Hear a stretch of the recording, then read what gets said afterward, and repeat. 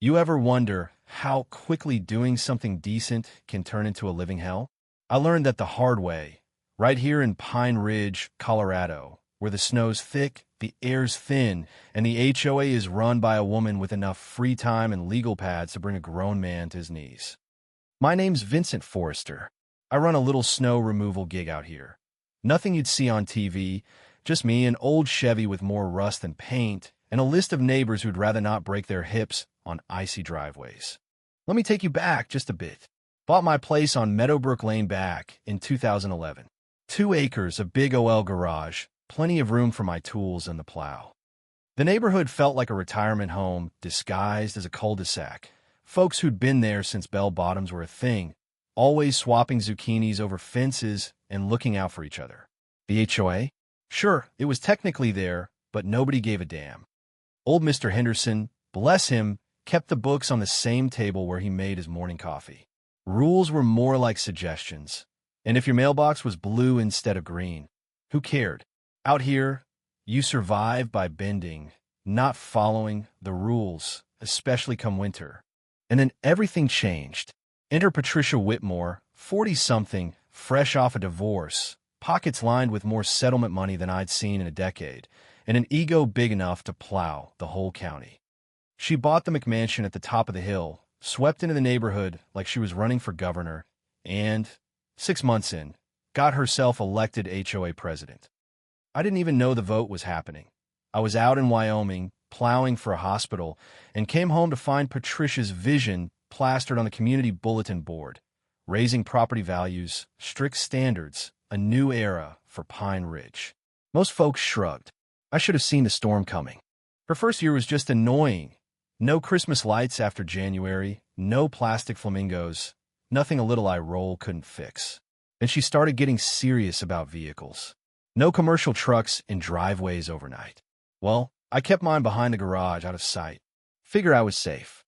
That was before last December, when the snow hit like a freight train. I'm talking 3 feet in 36 hours. My phone wouldn't stop. Folks needed to get out, medical appointments, groceries, just a shot at getting the mail. I was out for 3 days straight, half awake, scraping ice off blacktop at 5 in the morning. And that's when the notes started. First note, I'll admit, was almost polite. Mr. Forrester, please be advised commercial vehicles require HOA approval. Submit an application. Yeah, sure. Crumpled it up and kept going. Mrs. Chun, down the street, needed to get to dialysis. I wasn't stopping for paperwork. Second note, a little more pointed, final warning.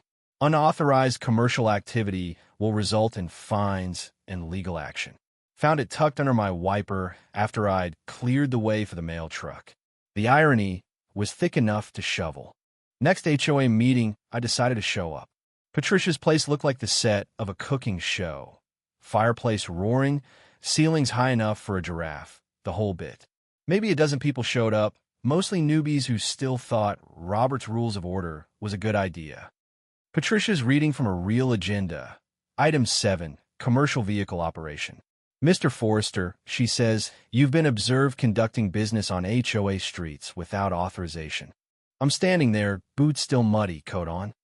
Patricia, I live here. These are public streets. County plows them. She pushes up her glasses. Actually, our updated covenants allow us to regulate commercial traffic that causes noise, pollution, or road damage. Your truck qualifies. I hadn't even seen the new rules, hadn't voted on them. She explains how absentee votes count as abstentions, which, in her book, meant yes. Then she offers me a permit, $500 a month, plus $2,000 deposit.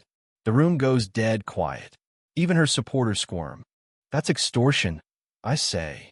That's the cost of quality community, she fires back. Take it or leave it. Next time, it's $100 a pop for every offense, and a lien on your property. People look away. Mrs. Chun isn't there, too frail to come out. The Robinsons, who I'd clear for free, are glued to their phones. Only Tom Webster, old as the hills, says a word. Vince helps people. Patricia gives him a tight smile. Rules apply to everyone. End of discussion. Went home, cracked a beer, stare at my bills. My margins were already razor thin.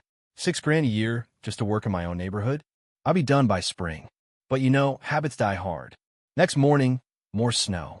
I'm out again at dawn, headed for Mrs. Chen's. Halfway there, there's Patricia blocking the street with her shiny Mercedes, hazards flashing, filming me with her phone. You're blocking the road, Patricia. And you're operating a commercial vehicle in violation of HOA rules, she calls. I'm documenting this. That's $100 fine. Mrs. Chun needs her driveway cleared for a medical appointment. She can hire someone else or fill out a hardship exemption, which the board will review. In March. It's January. She shrugs, doesn't budge. Sat there for a minute, every muscle screaming to plow right through. But I've seen folks lose everything to HOA lawyers. I reversed and went home. Calls started rolling in by 8. Mrs. Chun, apologetic. The Robinsons, now suddenly desperate.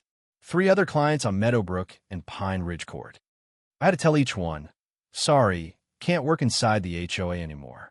If you can get to the main road, I'll help, but I can't drive through the neighborhood. Most understood, some didn't. Mrs. Chun cried. That one hurt. Lost 6 regulars that week. Story spread. Vince can't work in Pine Ridge. Some thought I'd lost my license.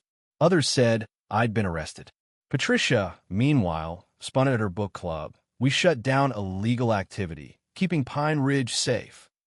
I focused on clients outside the HOA, kept my head down. Wasn't my problem anymore. That's what I told myself. Until January's next big storm hit. National Weather Service gave us 3 days warning. A monster system from Canada, 3 to 5 feet expected, temps below 0, drifts like you wouldn't believe. Spent 2 days prepping, blade sharpened, oil changed, belts and filters checked. My non-HOA clients were paying top dollar. I'd be working nonstop, but at least I'd be paid for it. Storm hit on a Tuesday night. By Wednesday, Pine Ridge was buried. I spent 18 hours straight clearing driveways out in the county. Came home around midnight to find my own driveway under 3 feet. By Thursday morning, my phone rings, unknown number. Is this Vincent Forrester? Yeah. This is Susan Montgomery, Mountain View School District. Our bus can't get into Pine Ridge. Meadowbrook and the side streets aren't cleared. We have 18 kids waiting. Call the county, I said, rubbing sleep from my eyes. They only plow the main roads. These are HOA streets. You used to clear them. That was before the HOA banned me. You'll have to call Patricia Whitmore. Long pause. We've been calling since 5. No answer. I almost laughed. Not my problem anymore. Sorry. Hung up. Phone rang again, superintendent this time. I told him the same. Then the county called, asking if I could do an emergency clear. Sorry, private dispute, nothing they could do. By noon, neighbors were calling. Not to ask, but to demand. Why aren't the streets cleared? Patricia had promised a professional service, collected extra fees, but there was no service. Tom Webster called, too. Vince, we've got a real problem. No one can get out. Medical services can't reach us. Some folks are low on meds. Kids can't get to school. Patricia won't answer. Tom, I can't help. She'll find me into bankruptcy. He went quiet. This isn't about Patricia anymore. Mrs. Chun hasn't had her medication delivered. Robinson's kid needs his inhaler. There's an old woman on Pine Ridge Court on oxygen. Nobody can reach her. That sat with me. Pacing the kitchen, arguing with myself. None of this was my fault. Patricia banned me. Cost me money, clients, sleep. Why risk more? But Mrs. Chun needed her meds. Kids needed to get to school. An old lady might run out of air. Grabbed my keys, fired up the truck. Meadowbrook Lane looked like Antarctica. Pushed through, slow, blade down, lights spinning. 3 passes just to clear a path wide enough for the bus. Worked the whole neighborhood. Main routes first, then side streets. People waved, tried to pay me, wouldn't take it. This wasn't about money. Halfway through Pine Ridge Court, Patricia shows up, honking her horn like she's signaling the apocalypse. I finish, pull over, get out. You're in violation of HOA rules. She's got her phone out, filming. I'll fine you for every street you cleared. Great, I say. Send me the bill. I absolutely will. This is trespassing, property damage. This is helping people you abandoned. Where's the service you promised? Where's the money you collected? She's red-faced, sputtering. None of your business. It is when you ban me from doing my job. Congratulations, Patricia. Now everyone sees your control for what it is. She calls 911. Swear to God. Tells them I'm trespassing with a commercial vehicle. Sheriff's deputy shows up 40 minutes later, looking like he'd rather be anywhere else. You Vincent Forrester? He asks. That's me. Patricia says you're violating HOA rules. You know I can't enforce those, right? That's civil, not criminal. Roads are county maintained anyway.